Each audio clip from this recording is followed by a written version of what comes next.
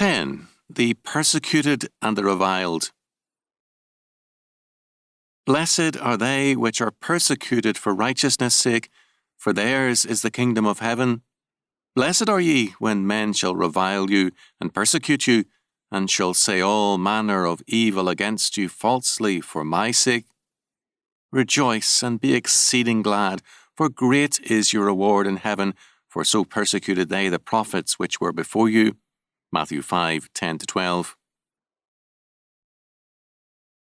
The persecuted are the pursued in the Greek, and the word revile means to reproach, upbraid.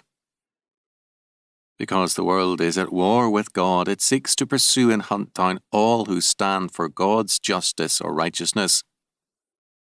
The law of God condemns the world, therefore the world seeks to suppress that law and to persecute all who uphold it. Because they represent Christ in this world, His covenant people are reviled. They are reproached and upbraided for their faith. They are called killjoys, enemies of mankind, despisers of human rights, and more. Fallen man affirms these imagined rights against the claims of God's law. However, such a stand against the world has its blessings. It is blessed with membership in God's kingdom. Moreover, it gives us great reward in heaven.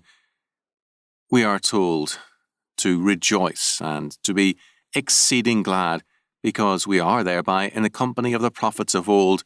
We are witnesses to God and His salvation, grace and justice.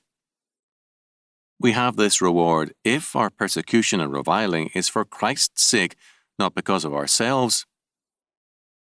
Our own pride, egoism, and stupidness can bring on troubles which we are prone to say are for Christ's sake. We must be sure that the reproach is Christ, not ourselves. There are two reasons cited for rejoicing in this persecution which bring on blessings. First, it is for righteousness or justice's sake. It is for the sake of justice. It is because we stand faithfully in terms of God's entire law word, Matthew 4:4, 5:17-20. Second, it is for Christ's sake. Then indeed we are blessed, and we can rejoice